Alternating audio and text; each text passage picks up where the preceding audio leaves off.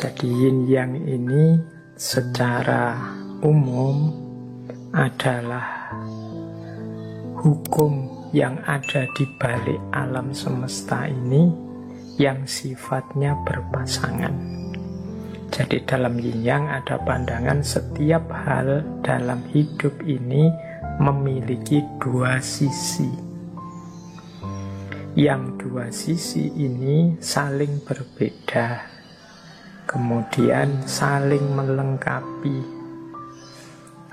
namun juga saling tergantung dan saling mempengaruhi, bahkan saling memuat atau saling mengandung. Jadi ini unik, berbeda dan saling melengkapi, tapi juga saling mempengaruhi dan saling memuat. Ini ya mudahnya teman-teman mesti ilustrasinya melihat hal-hal yang serba dualitas. Jadi pandangan ini makanya dikenal juga sebagai dualisme. Jadi dalam hidup ini selalu ada yin, ada yang. Yin ini konotasinya adalah pasif, kalau yang konotasinya aktif. Kalau yin ini dingin, kalau yang itu panas. Yin ini diilustrasikan sebagai musim dingin, kalau yang itu diilustrasikan dengan musim panas. Malam itu yin, siang itu yang. Rembulan itu yin, matahari itu yang. Air itu yin, api itu yang. Ini hidup ini serba berpasangan-berpasangan. Perempuan itu yin, feminisme itu yin, laki-laki itu yang, maskulinisme itu yang. Jadi hidup ini selalu semuanya serba berpasangan. Yang cirinya seperti tadi, saling berbeda tapi saling juga melengkapi, tapi juga saling mempengaruhi, dan juga saling memuat atau saling mengandung. Hidup ini jadi lengkap, jadi komplit, dan dinamis karena dialektika antara yin dan yang. Pasif ketemu aktif jadi imbang. Kalau aktif saja, orang akan kelelahan. Kalau pasif saja, tidak akan lahir apapun. Hidup tidak akan berkembang. Kayak sering saya bilang, hidup ini butuh ngegas, butuh ngerem. Kalau ngegas terus, mungkin kita salah jalan tapi tidak sadar. Kalau ngerem terus, tidak jalan-jalan. Kadang butuh ngegas, kadang butuh ngerem. Sampainya tujuan kita itu karena kita pinter mengelola kapan ngegas, kapan ngerem. Kita hidup dengan cerdas, ngerti kapan harus pasif, kapan harus aktif, kapan harus mengedepankan femininitas, kapan kita memerlukan maskulinitas. Dalam hidup itu selalu ada pasangan-pasangan, selalu ada dinamika yang lahir dari hubungan antara pasangan ini. Baik, sebelum masuk ke penerjemahan-penerjemahannya dalam kebijaksanaan hidup, kita pelajari pelan-pelan yin yang ini. Kita ambil dari beberapa ajarannya Lao Tzu, Tao Te Ching. Di bawah langit, semua orang dapat melihat keindahan sebagai indah hanya karena ada yang jelek. Semua orang mengetahui kebaikan sebagai baik hanya karena ada yang buruk. Oleh karena itu, memiliki dan tidak memiliki itu muncul secara bersamaan. Kesulitan dan kemudahan itu saling melengkapi.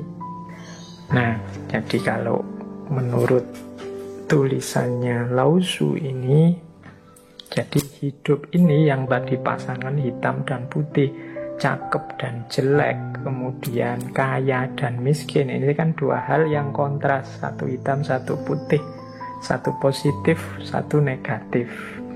Tapi jangan lupa, ini yang saya tadi sebut, dua-duanya ini saling mengandalkan, saling melengkapi, mempengaruhi keberadaannya masing-masing.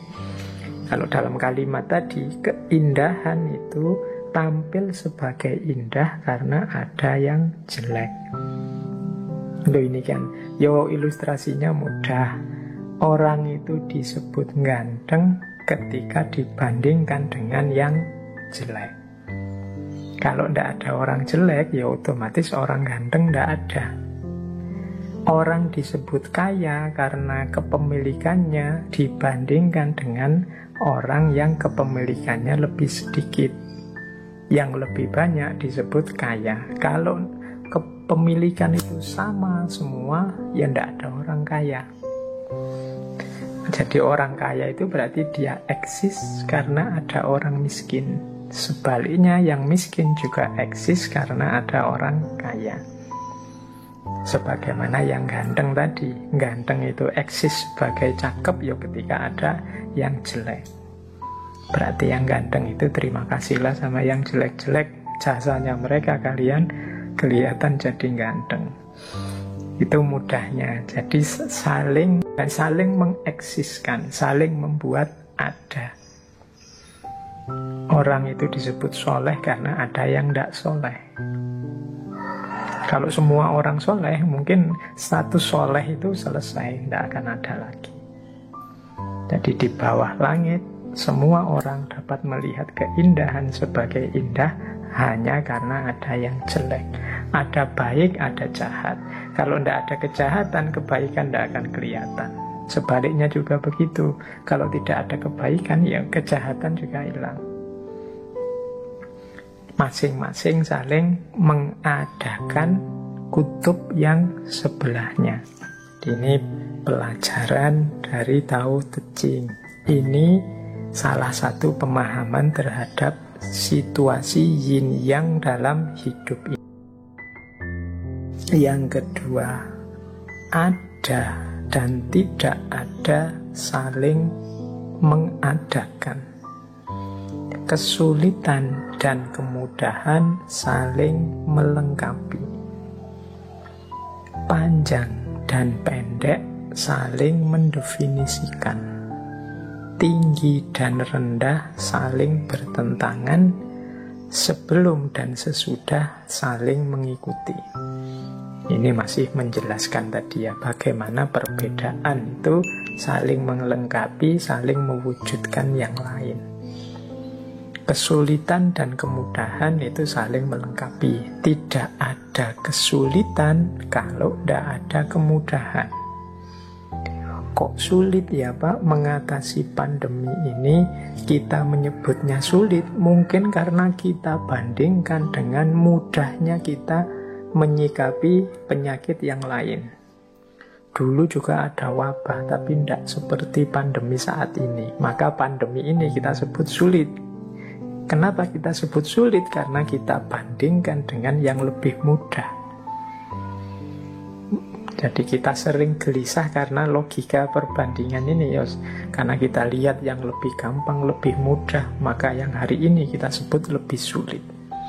Kita mungkin dirundung galau oleh bencana demi bencana, karena mungkin sepanjang hidup kita belum pernah mengalami bencana sedahsyat yang kita alami hari ini.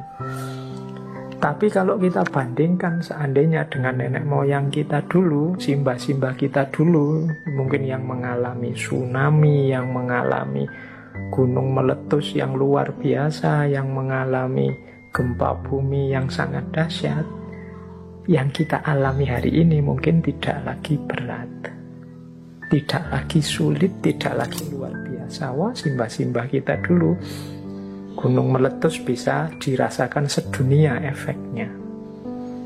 Banjir, mungkin tanah longsor, mungkin mengalami yang jauh lebih dahsyat dari itu.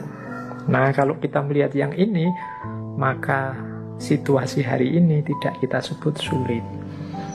Tapi karena kita membandingkan dengan hidup kita sebelumnya yang jauh lebih mudah, atau orang lain yang tidak mengalami bencana seperti kita, maka rasanya yang kita alami ini berat. Pinter dan tidak pinter juga begitu. Kalian kelihatan pinter sekali ketika kalian mungkin teman-temanmu wawasannya jauh di bawahmu. Tapi begitu ganti teman yang wawasannya lebih banyak, lebih canggih, ya kalian kelihatan biasa-biasa saja.